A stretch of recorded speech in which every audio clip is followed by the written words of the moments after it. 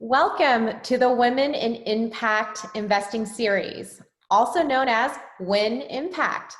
The series where we bring together some of the leading women in impact investing to talk about the innovations and challenges for financial advisors who want to offer impact investing options. If you are interested in a fresh and current perspective on impact investing, you are in the right place. I'm Rosanna, and this is Emily. We're your hosts for the Win Impact series, and today we're talking about impact investing and technology with Claire Veuthey. Claire has worked in ESG and impact investing since 2006 with roles in research, investment, product management, and business development around the world in London, Toronto, Singapore, Amsterdam, and San Francisco. Wow.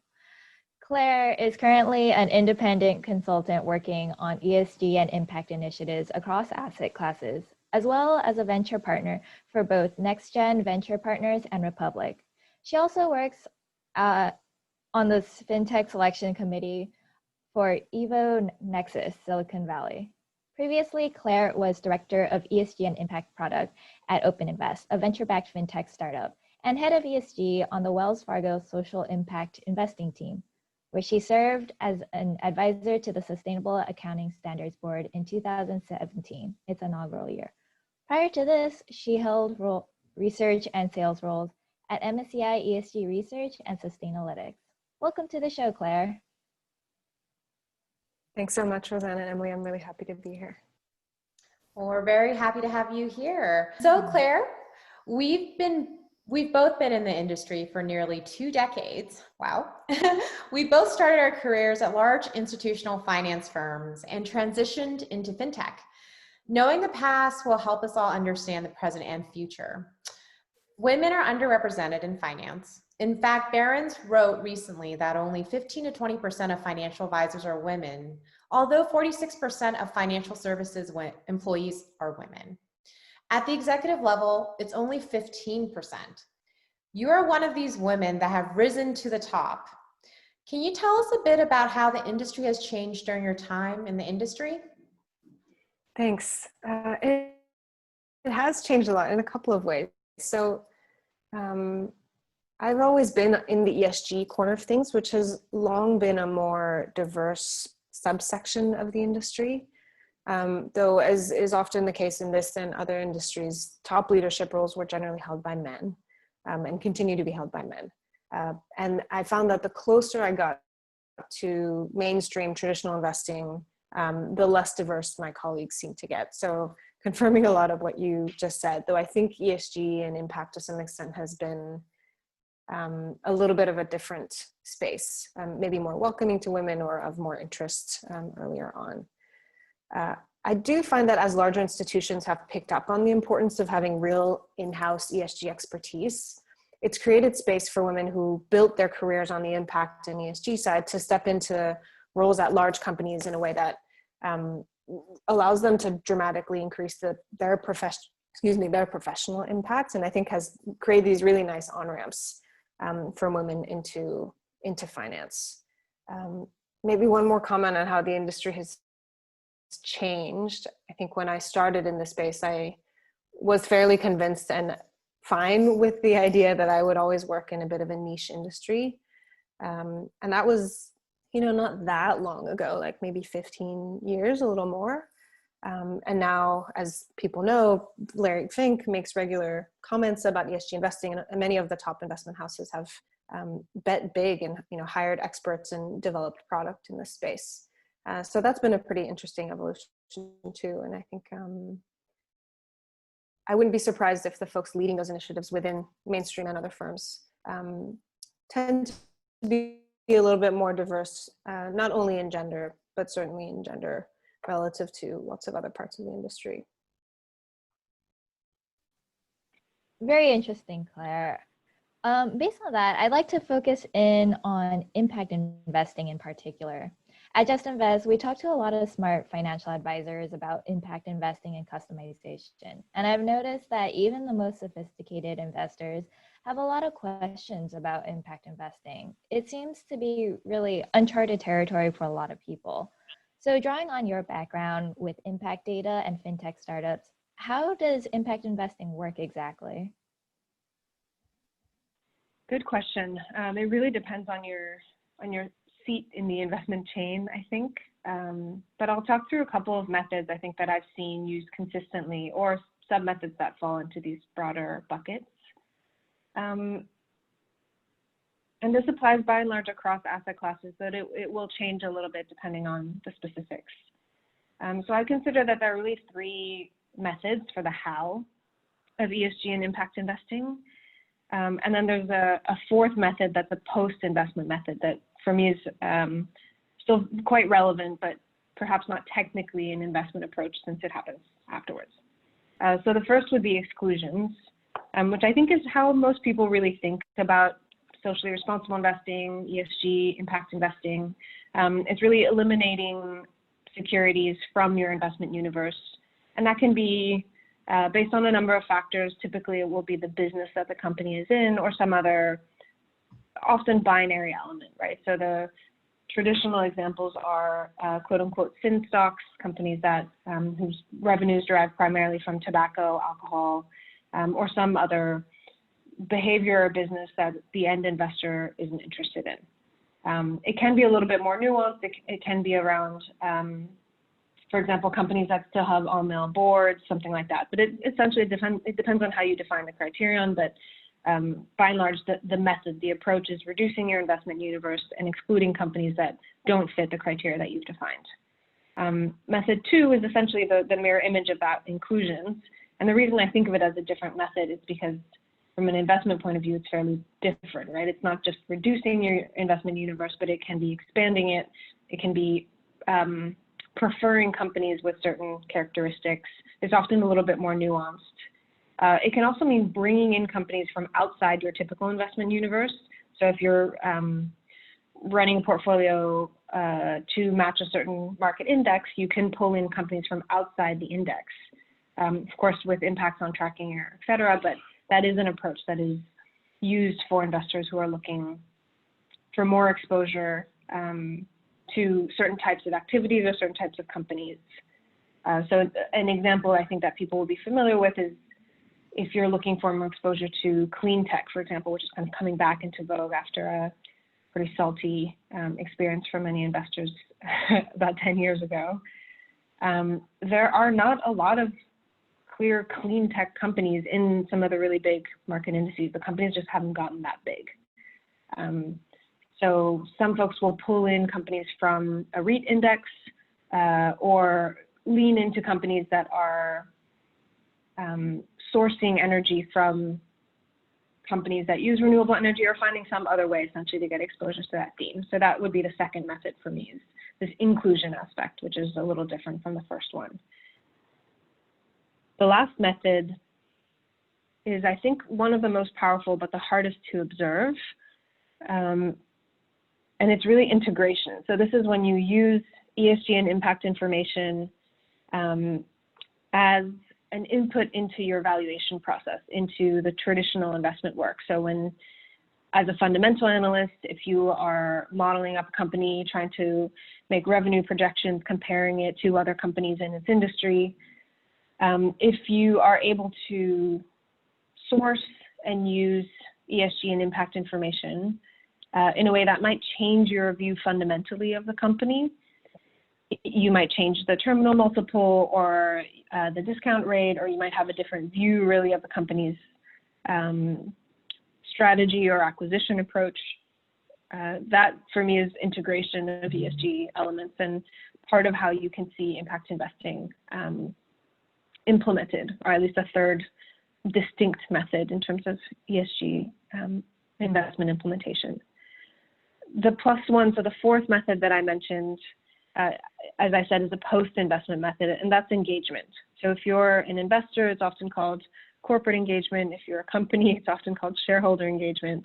And that's when investors and sometimes the board, investor relations, or top management will essentially negotiate and talk about large strategic issues that investors think are important, and is trying to push the company to adopt or stop doing or do a little bit more homework on. So we've seen this a lot with climate activists have been very successful over the last couple of years.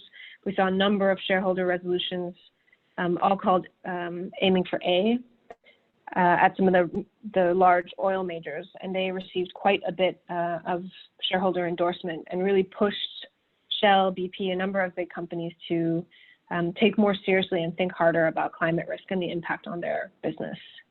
So that's the fourth method. Maybe one last comment to wrap it up is that these four methods will often be used in conjunction. It's not either or. It's pretty common to see investors use sometimes all of them, or certainly two or three of the four methods in their investment approach. Wow, that is a lot of really great insight there, Claire, and especially liked how you framed it as the 3+1 method, and then especially enjoyed that point about the post-investment method. So for folks who may not have caught all of that, 3+1 method includes the following variables: exclusions, inclusions, and integration, with the +1 method after that being the engagement, and they can be used in conjunction with each other or deep dived into each one as well. So that was very, very helpful. Thank you so much, Claire, for that insight. I wanted to follow up with another question for advisors who are just starting to look into the impact investing in ESG space. So what exactly is impact investing, and what should they expect or what should they share with clients for an impact investment? And is this different from ESG and SRI? There seems to be so many different acronyms and thoughts out there. How should they think about that? Good question. I appreciate that there has been so much more interest in this space since I started 10 or 15 years ago. I think that the number of acronyms that exist are confusing and have perfectly legitimate origins, but are not very useful separately right now. So in my view, SRI, ESG, impact investing are all really on a spectrum, but there is no distinct barrier between the three or any other terms you can come up with: sustainable investing, social investing, etc. There are different sub-communities, if you will, in which terms one or the other term is used more, and I think it's always useful to check in with the folks you're talking to make sure you're talking about the same thing. So impact investing is often, but not always, used with private markets and smaller scale companies or earlier stage companies. SRI investing is probably one of the older terms there, and is, I think, more often used in a purely, for investors who are using a purely exclusionary approach. But really there's this whole spectrum, I think, and they blur a little bit at the lines. So should you expect something different? Maybe, but I think you should check and make sure that you're on the same page and talking about the same approach with your counterpart. I do think impact investing captures something that the other terms don't, so it's a term that I prefer. I think the idea of investing with a values approach or bringing in information that hasn't historically been part of investing is useful and compelling because people are looking for something else from their investments and not just a financial return, not to say that that's not important. And I think the impact part of impact investing captures that in a way that acronyms don't, because they tend to be a little devoid of emotion. Mm-hmm. So if I had to pick a term, that's the one I would pick, but I move pretty fluidly between all of them, and I think you just need to check in with the folks you're talking to and make sure you're on the same page. That is a great reminder, and also really, really good distinctions there in terms of the fact that they're really different, but also kind of on the same spectrum. And at the end of the day, it's kind of in those details and confirming intent and what the investors really, really want. So we just covered impact investing, ESG, and SRI. Let's turn our attention to combining impact investing and technology, something you and I are both very passionate about, Claire. In a recent podcast on ESG 2.0, an investment strategy that goes beyond negative screening, and we had this podcast with Craig Itzkowitz of the Ezra Group, where he interviewed Jonathan Hudako, Just Invest CEO. Jonathan highlighted the fact that the US wealth segment is undergoing significant demographic and technological changes, and I think we're all seeing that. In fact, in a recent blog post that you authored, Claire, which I really enjoyed reading, the blog post title is, "Are Banks Finally Getting an Upgrade?" You shared an insight from the J.D. Power 2019 U.S. Retail Banking Satisfaction Study, which said, at the consumer level, the evolution of digital channels is creating a new set of demands and expectations that banks must understand and address. Customer loyalty within segments critical for the future is questionable. This is really no different for financial advisors who must rise to the new set of demands and expectations for their end client investors. ESG, customization, all of that are part of those demands. So, given your extensive experience in the space, what are you seeing with startups, and what are opportunities and your general thoughts about technology in the impact investing space? My view is that financial services and banking in particular is a bit overdue for a technology overhaul, which, if you take a step back, is a little bit surprising in that, financial services has done, as an industry, has done really well over the last couple of decades, right? It's definitely been part of the immense growth we've seen in the value of the stock market. So these firms, by and large, have the cash to pay for technology upgrades, but many of them are stuck on legacy systems in a way that really colors the end user experience, not to mention their whole operational processes. So what I've tried to highlight in the post that you mentioned, thank you, by the way, is really that legacy banks are kind of held back by the fact that they're legacy organizations.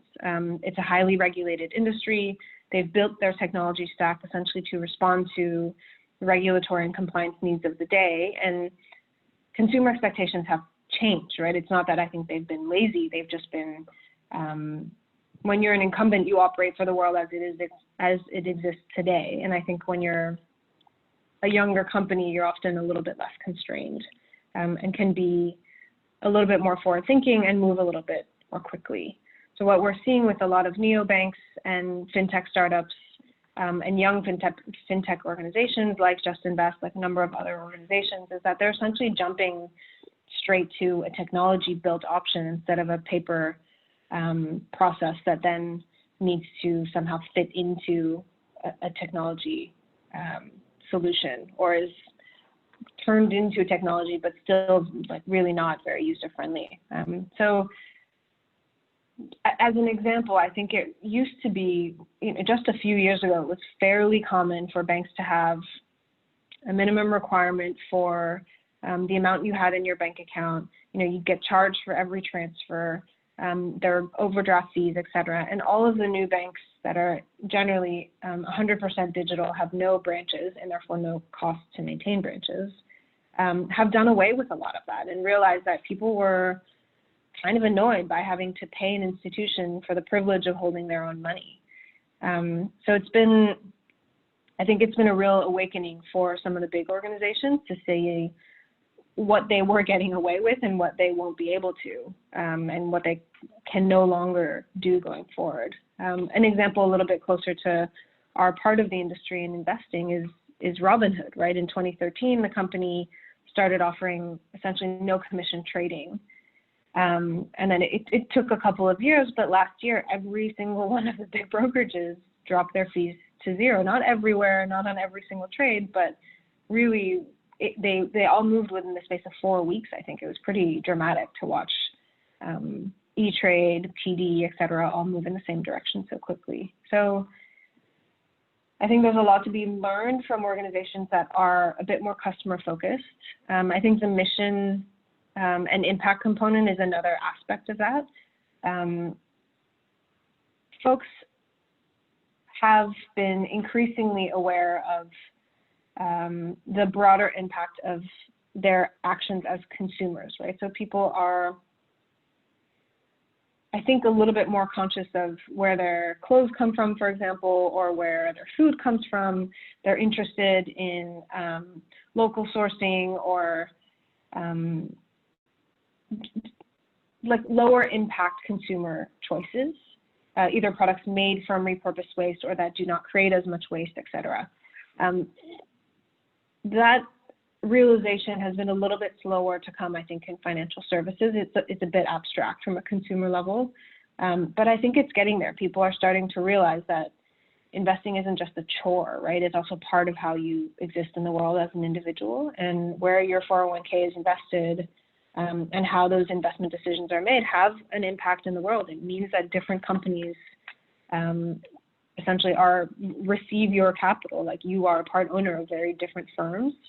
And then that can have an impact and a result on which companies do better or do better in the stock market and have therefore better options and are more likely to exist in the future. So for financial advisors, I think they're in a great spot in that the thing that hasn't been able to be completely automated away yet is the human connection. And if advisors are real advisors, right, they're real trusted counselors to their clients, I think they're in a great spot. What I think they shouldn't ignore is an interest in something beyond returns. I think folks, money is about trust, right? It's not, we've quantified it very much. We've essentially taught our clients to ask us about returns, and those are important, but they're not the only element. And being able to connect to your client as a financial advisor on their legacy in a broader sense, I think is important and can create a different tenor of relationship in a way that I think could really augment the interaction, both from a commercial sense and also from a deeper human connection, really, in helping people get to what they want, which is, is often financial, but that is underpinned by something that isn't strictly financial. That's a great point, Claire. And I like what you said about how FinTech is really changing the industry and how financial services are now actually having to use technology to help them up their game. Technology, I feel, seems to be really augmenting the client experience and helping advisors focus in on really building that trust and relationship with their clients. So now, as we're coming to a close, we want to ask this from all of our incredible guests. What is a book, article, or some medium that you'd recommend to the audience for them to brush up on the latest with impact initiatives? Great, thanks. I've been thinking a little bit about how impact shows up for very young companies. I think having been an analyst for a long time, examining large public companies from an ESG point of view, I have a good understanding of what it looks like at a very large company. But I think with smaller companies, the problem is a little different. You often don't have the same resources, and your impacts arrive in different ways. And there are a couple of organizations that have put some thought into corporate responsibility, if you will, but not just philanthropy, for young tech companies, or at least earlier stage tech companies. So one organization is called Pledge 1%. Many folks will be familiar. Companies like Slack, Okta, Asana, et cetera, are signatories and essentially have pledged 1% of their equity, typically pre-IPO, to fund a corporate foundation, and therefore allow the company, really embedded in how it exists financially, to have a broader impact beyond its products and services.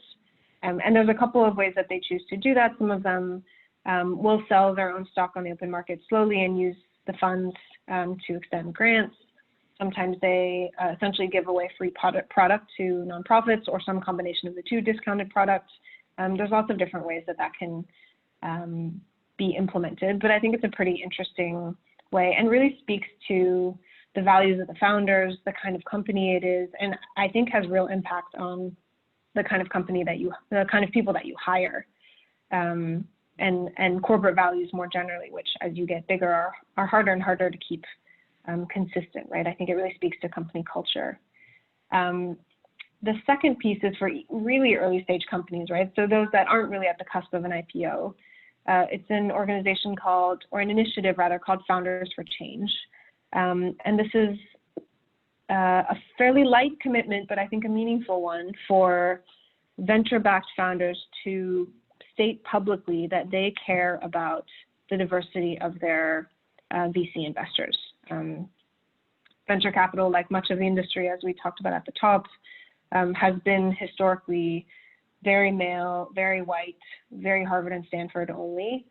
And I think we're all losing out on the opportunity to see other types of companies grow and get funding because there's been a little bit of groupthink, right? There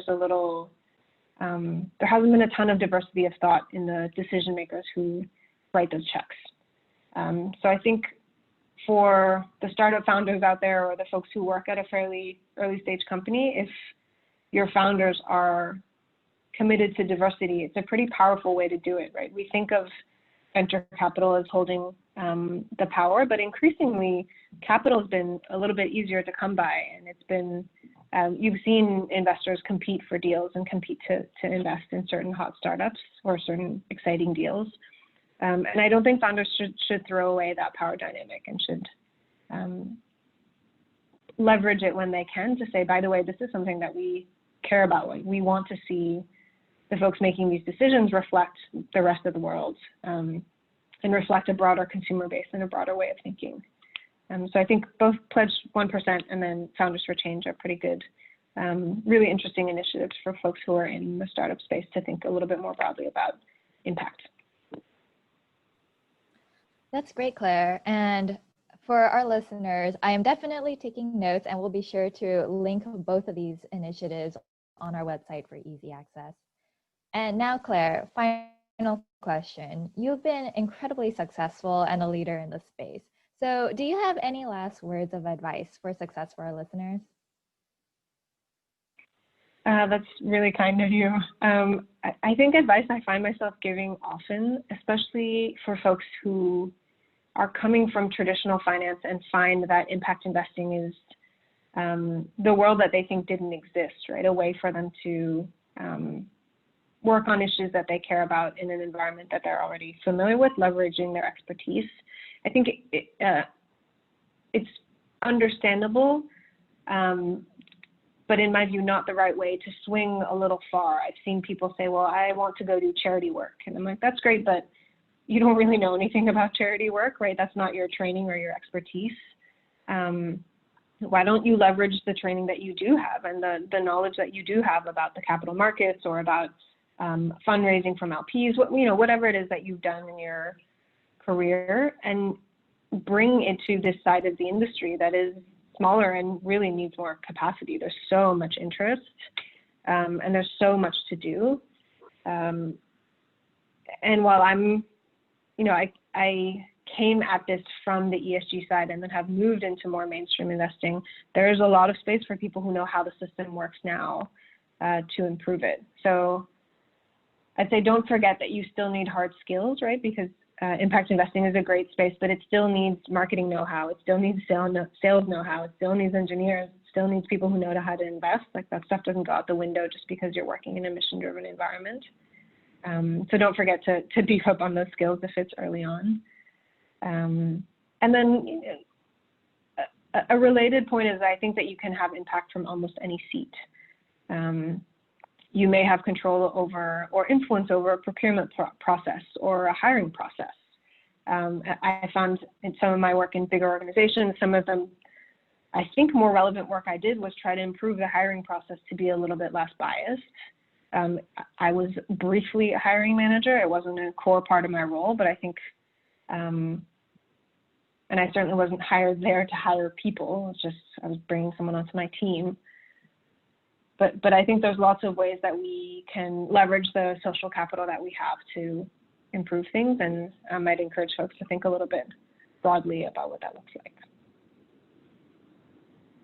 Really, really excellent points, Claire, and completely agreed. You know, you have to front load a lot of that time and investment to even think about diversity and inclusion frameworks.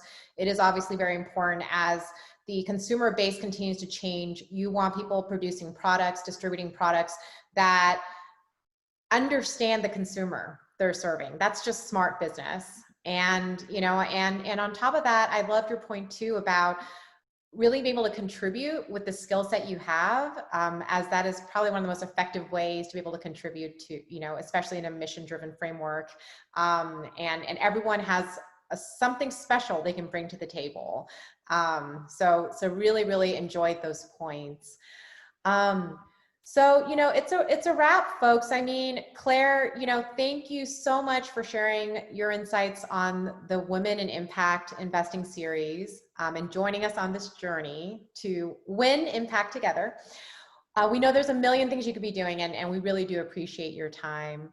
For our listeners there, like Emily had mentioned, we are going to provide all this information on our website. We will link all the resources mentioned during this session on that piece on our website as well. So we hope you have a chance to access that.